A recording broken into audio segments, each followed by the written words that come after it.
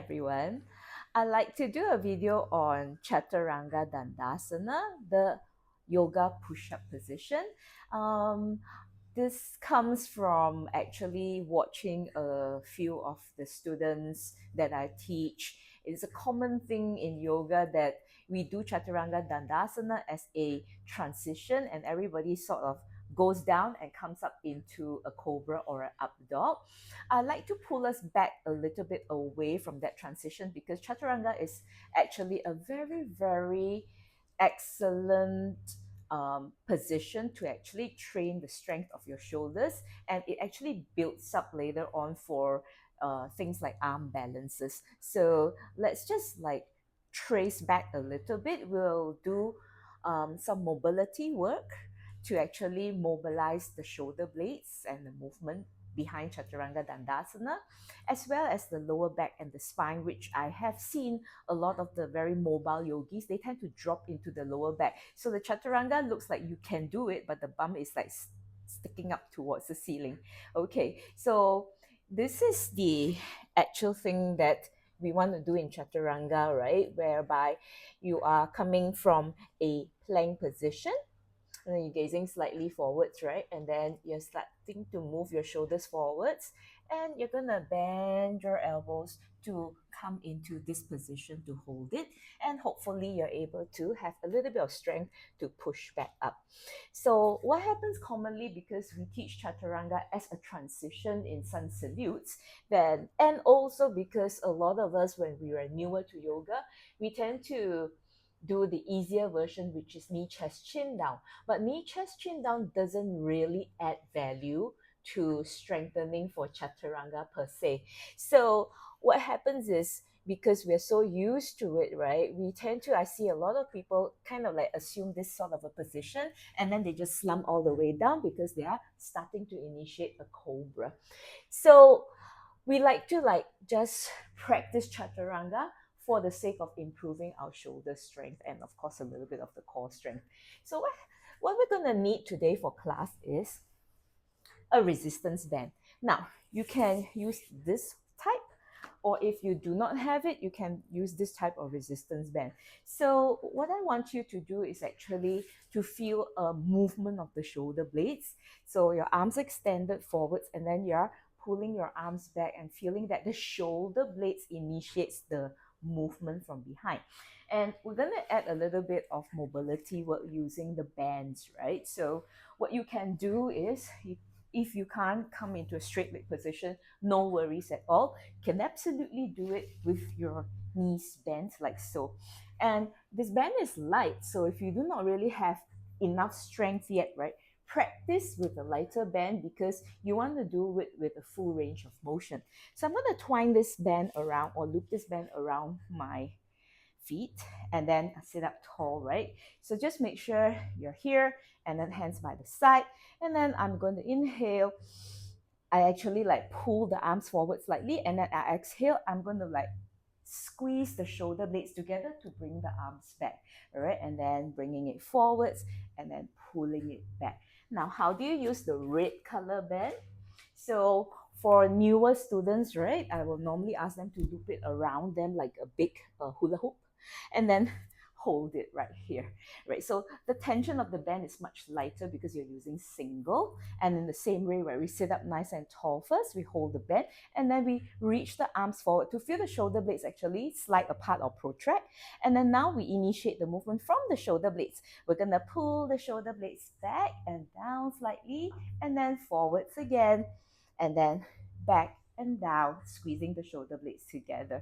Okay, if it's really very easy, like I know some of you are very, very strong, you can actually lasso the band across this way. Okay, so you hold the band like handles here, and then, right, reach forwards from here, feeling the shoulder blades protract and not hunching forwards. And then now we pull the shoulder blades together as we pull the arms back. So forwards, and then reset, squeeze the shoulder blades as you pull it back. Now, if you're using high tension band and you can't go full range of motion, just drop the resistance. So I rather you do a full range compared to, let's just say I'm not strong enough for this bend, right? It goes here, and then I'm like kind of like here, struggling. So you know that my arms are not going far back, and my shoulder blades haven't moved yet. Drop the resistance of the bend. So you want like really to feel the movement of the shoulder blades squeezing in. You can hold it a little bit here. Now, there are also some students who are very strong, right, in the arms, and they're not using the shoulder blades per se. So this situation might manifest. So I really want you to like feel the back muscles here, like contract a little bit. So what happens if you're just using a bicep or your arm muscles, right? You reach it forwards, you pull it back, and when your shoulders can't cooperate, what you do is you raise the hand up. You see, I'm using my wrist and I'm using my bicep, and it feels like a lot of effort, but it's not coming from here. Again, if that happens to you, just drop the resistance of the bend. Okay, so let's just do this as a little bit of a warm up. We're gonna do 8 times of this. So any resistance of your choice. I'm just going to loop this one in, okay? And you're gonna loop.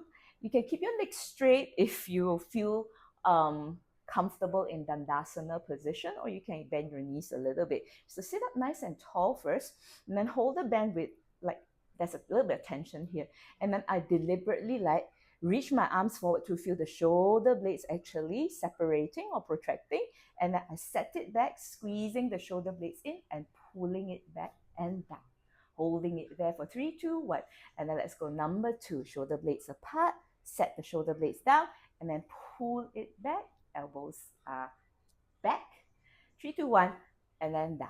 And then number 3, right? So 3, 2, 1, shoulder blades apart, and then reset, and then back and down, 3, 2, 1, and then 4 more of these, pull it back and down. If you're fatiguing and you feel that you can't move in your full range of motion, please just drop the bend. So we really want full range of movement and feeling the shoulder blades actually contribute to this movement. So as I speak, I think there's 2 more here. Spine nice and tall, nothing moves. Okay, and then I'm gonna release it. Okay, so now you have this action, right? And that really is how Chaturanga is being done.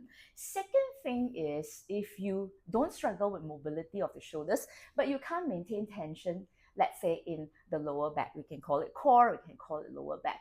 So if your lower back is actually, which is a very common thing for a lot of us practicing yoga because we have quite bendy bodies.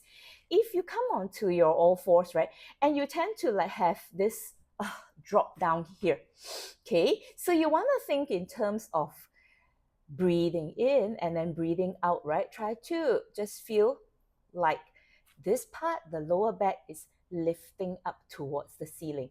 Now, it's really hard to feel it, so if you can video yourself, check in on it, it's fine as well. So sometimes I might actually do a little bit of a mobility drill for the lower back, and I'll use my resistance band as well.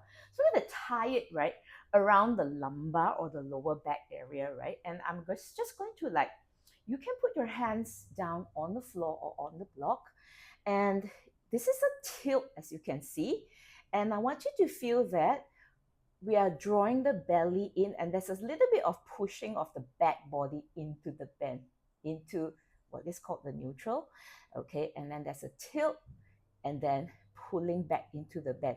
So notice as you pull your stomach or your belly button back towards the bend, there's a sort of tension right here. Not too hard, like you overcompensate till you like suck in the belly, like a lot of people say, but just enough. So tilt, and then right, I'm just going to like have a little bit of pulling into the resistance band. So yes, the belly button draws in and back slightly, but I'm not overly tucking in or sucking in. So just recognize that resistance right here, that kind of tension, and then you can release it. So sometimes we need a little bit of feedback in and in to our bodies, and I use a band to make sure that I'm not pulling away from the band, but reaching my back body to the band. Now, we're going to take the easy version of a chaturanga, right? And instead of coming hands and knees into tabletop, I'd like you to bring your knees a little bit further back and move your shoulders, stack it above the wrists, and look forwards here. So if your lower back drops, right, think about how that bend was again. Take a breath in and take a breath out, right, and feel that you are pulling the belly button slightly up as if there's a bend there, and just recognize that enough tension in the front belly area. So not too exaggerated, right, but just enough. Keeping that, right, you're going to lean forward slightly, okay, and then you're going to gaze forwards and you're going to start bending your elbows. Try to feel elbows are not coming out too much. It's the shoulder blades. Now, if you have that range of shoulder blades, like kind of like here, and that's like max for you, that's fine. So it's the shoulder blades, and then check in whether you're doing this here, right? So I'd rather you go for small, tiny movements, feeling the shoulder blades come in together, and then you resist the floor and push back up. That will give you a lot of strength. You will build upon it if you practice it this way over a period of time. So go slow with this one. You don't have to lift your knees up or come all the way down to the floor, all right? So again, right, we are going to move the shoulders forwards above the wrists, gaze slightly forwards, right? And then think about whether you are arching your lower back this way. Inhale. As I exhale, as if there's a bend there, I'm pulling my navel towards that imaginary bend, or my back body is lifting up. So ample core tension. Now, Chaturanga, you have to lean forwards a little bit, create the core tension, and then you bend your elbows. So as you bend your elbows, just feel the shoulder blades come in a little bit. Yeah, and if this is your max, stay here. 3, 2, 1, and then push back up. Okay, so couple of breaths in between. And if things are not going very, very, very well, right, we come back to an action like this, and then we feel here. Now, if you're arching your back, this is how it looks like. So you want to think about pulling this in, reaching forwards, and then pulling it back in. Okay, on the floor, it's a lot harder because of gravity and because your body weight is leaning onto your wrists. Okay, so if you want to practice the straight leg version, it comes again from a plank. So you're going to lift your knees off the floor, okay? Gaze forwards, because I have a lot of students that like to like dump down and then they start to do this kind of like turkey neck thingy or turtleneck thingy. So gaze forward, right? And then take a breath in, no rush. Exhale and trampoline the lower belly up slightly, maintain that slight core tension. Now, Chaturanga, right, you can't start here. You have to pull your heels forwards and lean forwards, and then exhale. Feel the work of the shoulder blades coming in, maintain the core tension, all right, and then slowly push back up.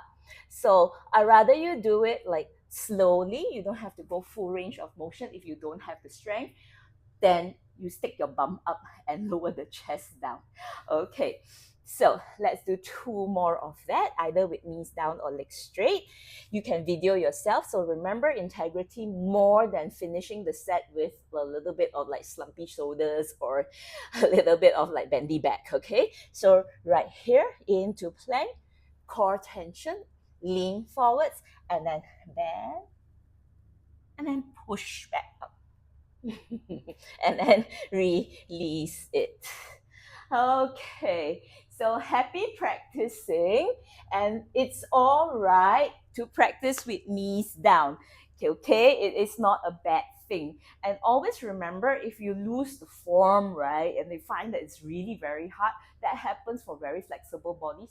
Go back to the first few drills, like using the resistance band and then feeling the things right here, because it's always useful. You are not weak, but you're training right now to be more precise and also to become stronger in your Chaturanga. So happy practicing, and see you in class soon. Thank you.